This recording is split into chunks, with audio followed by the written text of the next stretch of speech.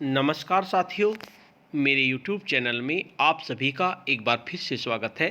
साथियों, जैसा कि आपको अवगत है, 1 जनवरी 2021 से आपको 31 मार्च 2021 के मध्य 25 कोर्स कंप्लीट करने हैं। तो साथियों, आज की इस वीडियो में हम कोर्स नंबर 7 पढ़ने लिखने के शुरुआती व्यवहार, जो आपको 24 जनवरी से 31 जनवरी के मध्य कंप्लीट करना है, इसकी आकलन की प्रश्नोत्तरी के बारे में जानेंगे कि आखिर इसकी आकलन की प्रश्नोत्तरी में कौन कौन से प्रश्न दिए गए हैं और उनके क्या क्या उत्तर होंगे।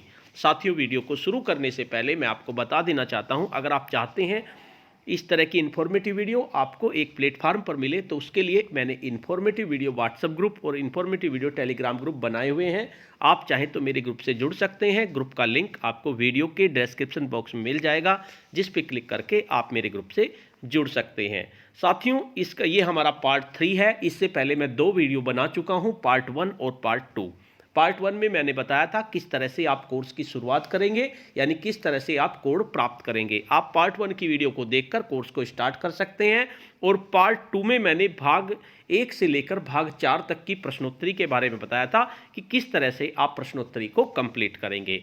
आज की इस वीडियो में हम आकलन की मुख्य प्रश्नोत्तरी को लेंगे। इसके लिए हम अपने दीक्षा पोर्टल को ओपन करते हैं और जैसे ही हम कोर्स को करने के दौरान इसके भाग 5 पर पहुंचेंगे, अपनी समझ को परखें, तो इस पे आप क्लिक करेंगे। मैंने किया हुआ है, तो फिर से क्लिक शुरू करें लिखा हुआ है, लेकिन आपका लिखा हुआ आएगा कि शुरू करें, तो आप शुरू करें पे क्लिक करेंगे। तो जैसे ही आप क्लिक करेंगे तो प्रश्नोत्तरी आपके सामने होगी।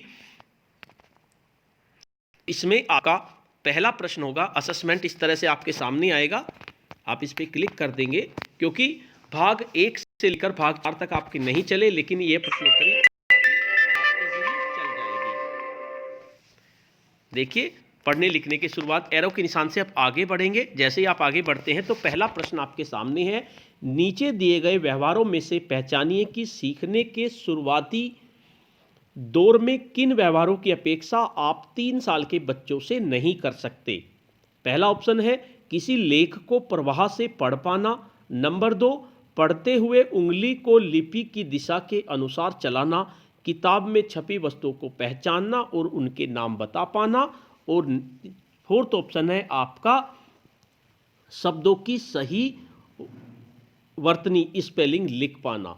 तो इसमें आपका अपेक्षा आप 3 साल के बच्चों से नहीं कर सकते, तो इसका में आपका ऑप्शन नंबर 2, पढ़ते हुए उंगली को लिपि की दिशा के अनुसार चलाना और किताब में छपी वस्तु को पहचानना, उनके नाम बता पाना, तो ये इससे आप अपेक्षा नहीं कर सकते। 2nd और 3rd ऑप्शन इसका सही होगा। उसके बाद सबमिट के ऑप्शन पे क्लिक करेंगे। जैसे आप सबमिट के ऑप्शन पे क्लिक करेंगे तो आपका विकल्प सही है, इस तरह से लिखा हुआ आ जाएगा। आप इसको पढ़ लेंगे और जारी रखे पे क्लिक करेंगे। जैसे ही आप जारी रखे पे क्लिक करेंगे तो आपके सामने दूसरा प्रश्न होगा, एक अध्यापक को उभरते हुए साक्षर बच्चों यानी कि इमर्जेंट लिटरेसी को सिखाने की प्रक्रिया में फिल इन द ब्लैंक्स भूमिका निभानी चाहिए। आप एक ही विकल्प चुन सकते हैं, सहानुभूतिपूर्ण, उदासीन, नकारात्मक, सक्रिय। तो इसमें आपका एक अध्यापक को उभरते हुए साक्षर बच्चों यानी कि इमर्जेंट लिटरेसी को सिखाने की प्रक्रिया में सक्रिय भूमिका निभानी चाहिए। तो इसमें आपको सक्रिय आंसर सही होगा। इस पे आप क्लिक करेंगे और सबमिट के ऑप्शन पे क्लिक करेंगे तो ये आपका सही हो जाएगा। और इसमें आपका ऑप्शन सही क्यों है उसका कारण दिया है, इसको आप ध्यान से पढ़ लीजिए। उसके बाद जारी रखे पे क्लिक करेंगे तो तीसरा प्रश्न हमारे सामने होगा। तो तीसरा प्रश्न है, कक्षा 1 का एक बच्चा पहाड़ी पर हरी घास चर रही बकरी का विवरण हिंदी में कुछ इस प्रकार लिखता है, बा एक बकर ई घ आ से। इस लेख से आप समझ सकते हैं, आप एक से अधिक विकल्प चुन सकते हैं। बच्चे को समझ है कि अलग अलग शब्दों के बीच की दूरी रखी जाती है, ये तो गलत है। वह हिंदी लिपि को किस दिशा में लिखा जाए यह जानता है, ये तो उसे पता है कि किस दिशा में लिखना है। बच्चे ने अपनी बात कहने के लिए संदर्भ के अनुसार उपयुक्त शब्दों को चुना है। वह मात्राओं को शब्द के उपयोग के अनुसार सही चिन्हों में अंकित कर सकता है। तो इसका आपका ऑप्शन नंबर 2 और ऑप्शन नंबर 3 सही होगा। इस पे आप क्लिक करेंगे और सबमिट के ऑप्शन पे क्लिक कर देंगे तो ये आपका सही हो जाएगा। उसके बाद जारी रखे पे क्लिक करेंगे। तो 4th क्वेश्चन आपके सामने होगा, स्क्रीन पर एक 4 साल की बच्ची स्वाति का मूल्यांकन कार्ड दिखाया गया है। इस मूल्यांकन को संबंधित कौन के कथन सच हैं? स्वाति शब्दों को सही वर्तनी में नहीं लिख सकती, वह सही वाक्य नहीं बना सकती। यह चित्रकला में तो ठीक है, लेकिन इनके लेखन संबंधी कौशल अभी खराब है। आप एक ही विकल्प चुन सकते हैं। मूल्यांकन सही है क्योंकि अध्यापिका को पता है कि बच्ची सही वर्तनी में शब्दों को लिख सकती है। ये नहीं है इसका आंसर। मूल्यांकन गलत है क्योंकि बच्ची को गलत आधारों पर आंका जा रहा है। मूल्यांकन गलत है क्योंकि बच्ची सभी शब्दों की सही वर्तनी सही लिख सकती है। मूल्यांकन सही है क्योंकि बच्चों को सही आधारों पर आंका जा रहा है। तो इसका आपका ऑप्शन नंबर सेकंड है होगा कि मूल्यांकन गलत है क्योंकि बच्ची को गलत आधारों पर आंका जा रहा है। यानी स्वाति 4 साल की है और शब्दों को सही वर्तनी में तो लिख ही नहीं सकती, वाक्य सही नहीं बना सकती, तो उसका आधार गलत है। तो इसका ऑप्शन नंबर सेकंड आपका सही होगा। इस पे आप क्लिक करेंगे और सबमिट के ऑप्शन पे क्लिक कर देंगे। आपका विकल्प सही है, ये आ जाएगा। इसको आप पढ़ लीजिए। उसके बाद जारी रखे पे क्लिक करेंगे। उसके बाद प्रश्न नंबर 5 हमारे सामने है। एक अध्यापिका अपनी कक्षा 1 के बच्चों को लिखना और पढ़ना सिखाने के लिए निम्न गतिविधियां इस्तेमाल करती है। क्लिक करके सही गतिविधियों को चुनिए। आप एक से अधिक विकल्प चुन सकते हैं।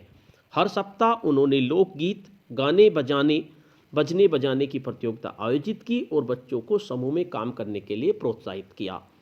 उसके बाद वे बच्चों को उनकी अपनी भाषा में बोलने के लिए प्रोत्साहित करती।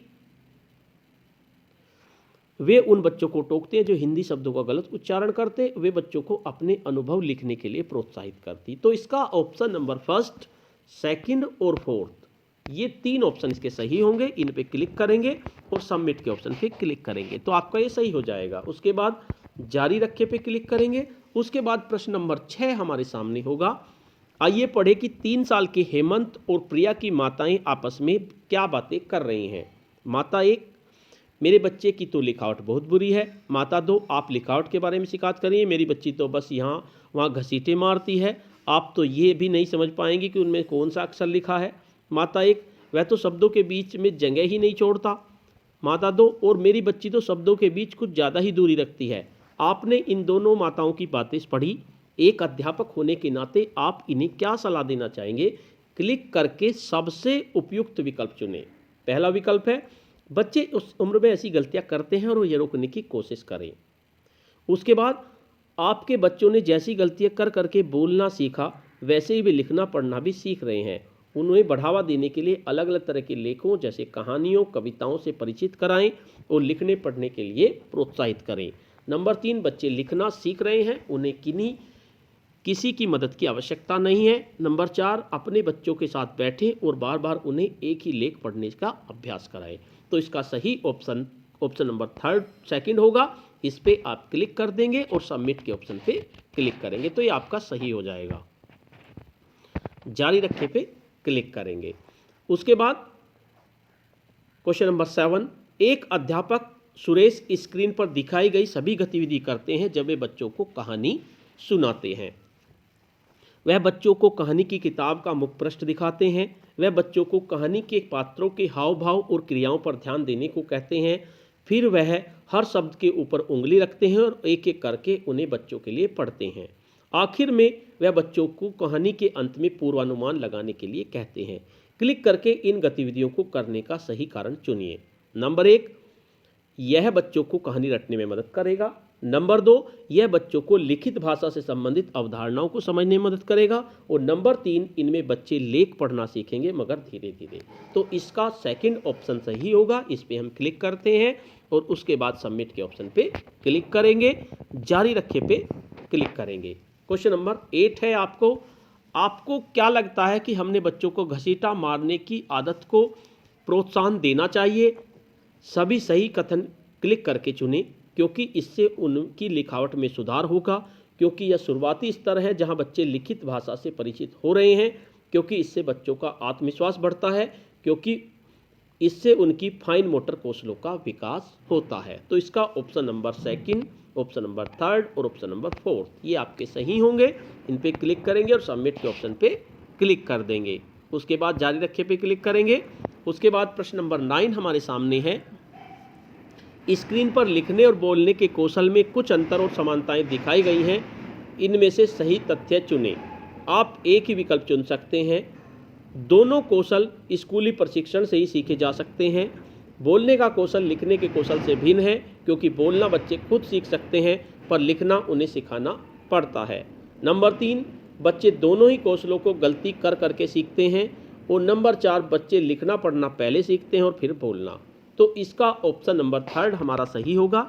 इस पर अब क्लिक करेंगे और सबमिट के ऑप्शन पे क्लिक कर देंगे तो ये हमारा सही हो जाएगा। फिर जारी रखें पे क्लिक करेंगे तो लास्ट प्रश्न हमारे सामने होगा। स्क्रीन पर कुछ इमरजेंट लिटरेसी व्यवहार दिखाए गए हैं जो 2 साल के बच्चे अक्सर करते हैं। क्लिक करके आप सही व्यवहारों को पहचानिए। आप एक से अधिक विकल्प भी चुन सकते हैं। बच्चे किताब में छपी तस्वीर पहचान सकते हैं। वे समझ सकते हैं कि उन्होंने किताब सीधी पकड़ी है या उल्टी। वे कुछ वाक्य पहचानने लगते हैं। वे सही क्रम में कहानी दोबारा सुना सकते हैं। तो इसका ऑप्शन नंबर फर्स्ट और सेकंड, थर्ड नहीं, सेकंड सही होगा। इन पे आप क्लिक करेंगे और सबमिट के ऑप्शन पे क्लिक कर देंगे तो ये आपके सही हो जाएंगे। उसके बाद जारी रखे पे क्लिक करेंगे तो इस तरह से ये आपका कोर्स कंप्लीट हो जाएगा। आप बैक बटन दबाएंगे और बैक बटन दबाने पर ये आपका कंप्लीट हो जाएगा।